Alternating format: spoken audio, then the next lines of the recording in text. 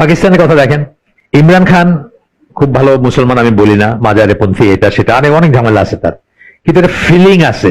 প্রথমবারের মতো জাতিসংঘের পোডিয়াম থেকে কেউ এক্সপ্লেন করার চেষ্টা করছে যে রাসূল সাল্লাল্লাহু আলাইহি ওয়াসাল্লামকে কেউ কটূক্তি করলে আমাদের কথায় লাগে, এটা আমরা সহ্য করব না, এন্ড এক্সপ্লেন করার চেষ্টা করছে। প্রথমবারের মতো আমেরিকার মুখের উপর কেউ নো বলছে। আপনারা জানেন এই ঘটনাটা, অ্যাবসলিউটলি নট, এটা তো একটা মানে হয়ে গেছে, ফ্রেজ হয়ে গেছে।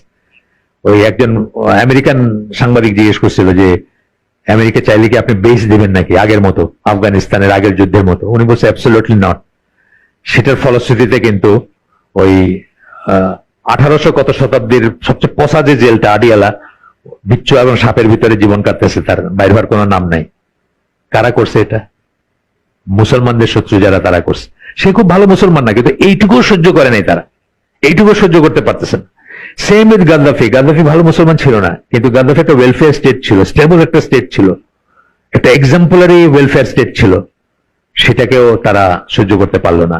তারা মনে করছে কি জানি কি হয়ে যাবে ইসলামের। ইসলামের তো কিছু হয় নাই, কিন্তু তারা মনে করে, পাকিস্তানও ধরেন, পাকিস্তান তো 100 years away from মানে 100 কেন 1000 years away from Islamic Republic হওয়ার মতো, নামে যদি ওরা ইসলামিক রিপাবলিক। কারণ ইমরান খান ইংলিশ মিডিয়াম স্কুলগুলোতে শুধু সিরা কম্পালসারি করছিল, কিছুই না, যে মানে এরা তো মানে ভিনদেশী নাগরিক হিসেবে বড় হইতেছে, তারা তাদের ট্র্যাডিশন জানে না, তাদের রাসূলের লাইফ জানে না, সিরা কম্পালসারি করছিল, আর কিছু না।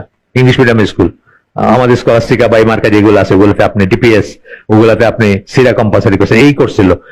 পাকিস্তানি একটা আছে ফিজিসিস্ট পারভেজ হুদবয়, নাম শুনছেন কিনা যায় না, বাংলাদেশে আসছিল এই 5ই অগস্টের পরে আসছিল বাংলাদেশে। একটা ওই সত্যেন বোসের কি জানি একটা হয়েছিল ঢাকা ইউনিভার্সিটির ফিজিক্স ডিপার্টমেন্টে, ওইখানে তাকে দাওয়াত করছিল, সে আসছিল, আমি দেখছি তার ইন্টারভিউ। সে তখনই বলছে যে ইমরান খান পাকিস্তানকে, জাতিকে অন্ধকার যুগে পাঠাই দিতে চাইতেছে, জাস্ট সিরাটা ইন্ট্রোডিউস করছে। দেখে মানে কাফের এবং কাফের চর যারা, তারা এইভাবেই দেখে কিন্তু ইসলামকে বা আমাদেরকে, আমরা যারা আল্লাহর মতো করে বাঁচতে চাই।